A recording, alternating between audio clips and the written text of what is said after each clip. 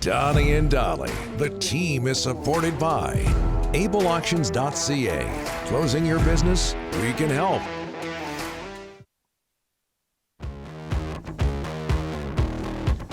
Delaney's okay. Taryn Langley exploding.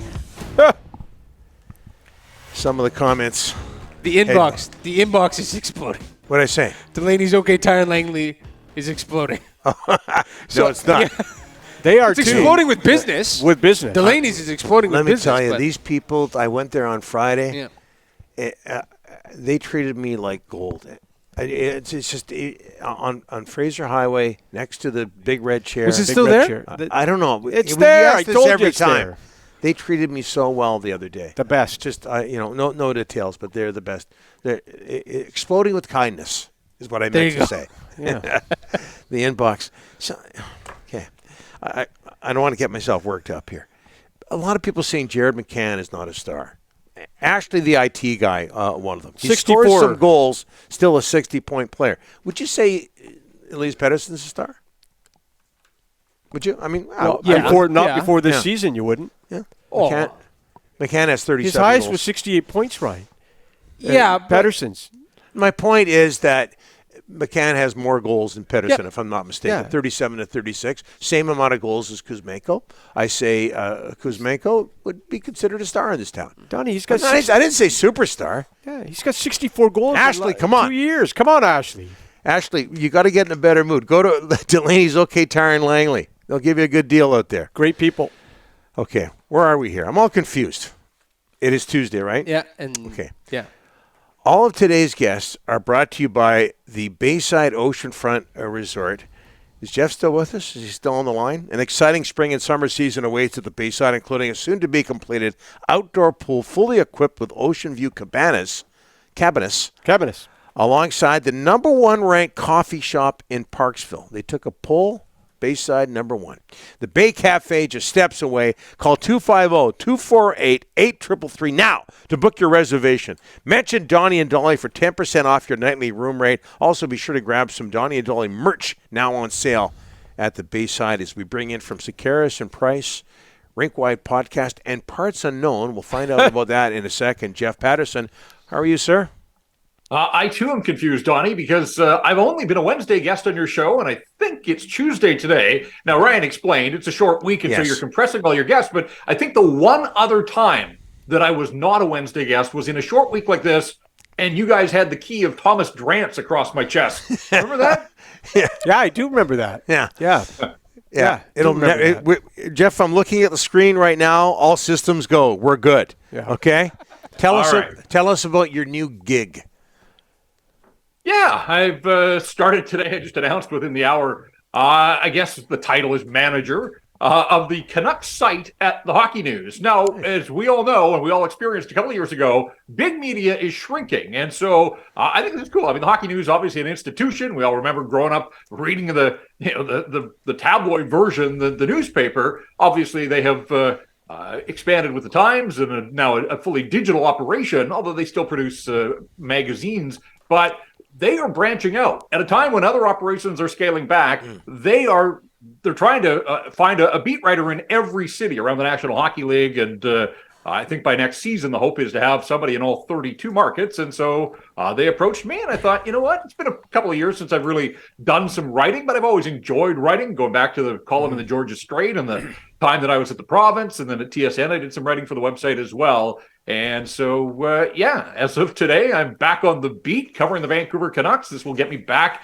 in the building for practices and press conferences and hopefully for games next season as well. So I have my access back. It's been a trying season, but hey, we've soldiered on. And one thing that I've tried throughout my career is to, never back off when an opportunity presents itself. You don't know when the next one's going to come down the pipe. So they reached out. We talked about it. And this is in addition to everything that I'm going to do. Rink-wide will continue, post-game podcast. I'll still contribute to Sakaris and Price. I'll be on with you guys.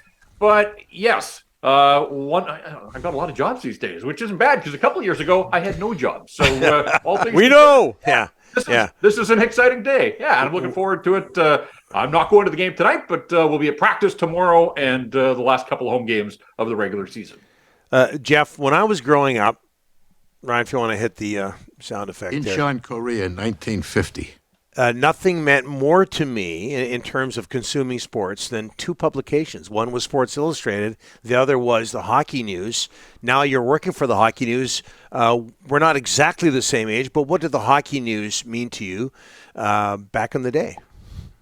Yeah, an awful lot. It's funny because as I've gone through this process of dealing with them, one of the things that came flooding back to me, Donnie, was remember the last page of the Hockey News Stats. was classifieds. No, classifieds. Yes. Yeah. My brothers and I ordering hockey fight videos that would come wrapped in like brown paper. You'd order them out of the class. We did a couple, not too many, but over the years.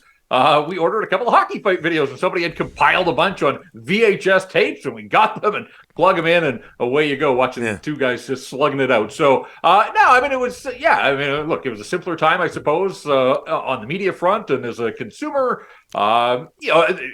it was a weekly, I believe, and so by the time it arrived on your doorstep, a lot of the stuff was old. We live in an immediacy era now, so some young people won't understand that you'd read stuff that was a week old, but yeah, that's how it went. Most of it was featurey material that stood up to the test of time, but no, I just loved thumbing through a newspaper devoted to hockey. It was incredible. Well, I was going to say the stat. Well, I did say the stats at the back page. Now that you say it, I do remember the classifieds. But that's how we consume stats. Tuesday in the Sun and Province too. Oh, yeah. They'd release the stats, and that's how we got them. It wasn't instant. No, not like it is today. Better times.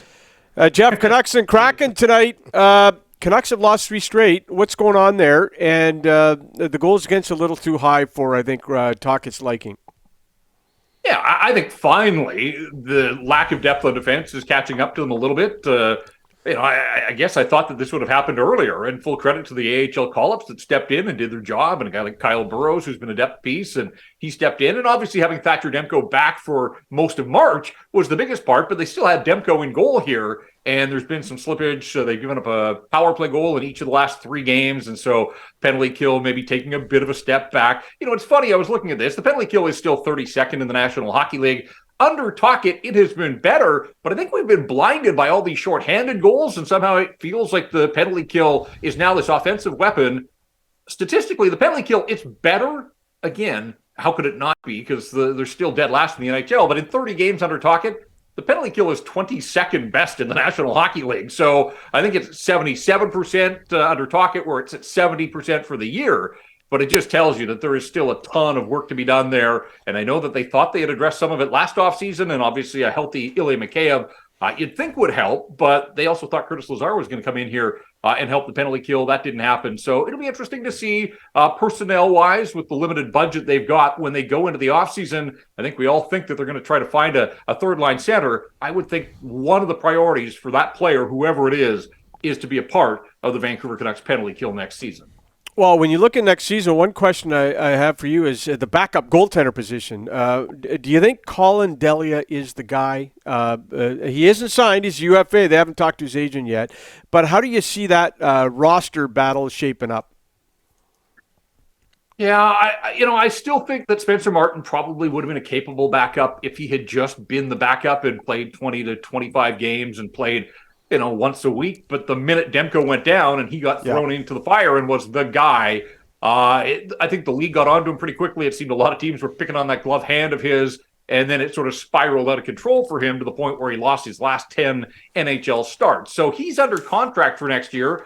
Interesting to see where he kind of falls into all of this. I am still of the belief that Artur Silovs should probably have one more year of being the guy down in Abbotsford. But I wonder, for a team that is up against it, cash-strapped and doesn't have a ton of cap flexibility, would they dare try it again where you bank on Thatcher Demko being healthy, you have Spencer Martin basically at league minimum, he's your backup, and then you've got Artur Silovs as an insurance policy that if something happened to Demko, maybe it becomes Artur Silovs' time in the National Hockey League. He got his feet wet here, but certainly that would be playing with fire because we saw what happened this time around when Demko went down, and obviously, there's more heat on this group to take steps forward next year to be a playoff team. So I do wonder if a backup, an experienced backup, a low-price guy with an NHL resume is on their radar. But I say all of that, and that's kind of what Colin Delia is. So, for a guy that wasn't expected to get any NHL games, he got 15 starts so far. And we heard from Rick talking the other day that Delia is probably going to get 3 of the final 6 here.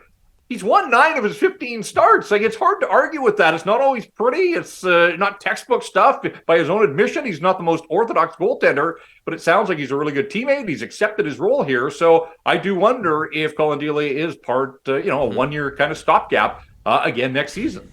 And Jeff, very quickly, if you don't mind, I don't mean to be disrespectful, but you've been in broadcasting around these parts for a significant amount of time. What was your reaction when you heard Red Robinson had passed away?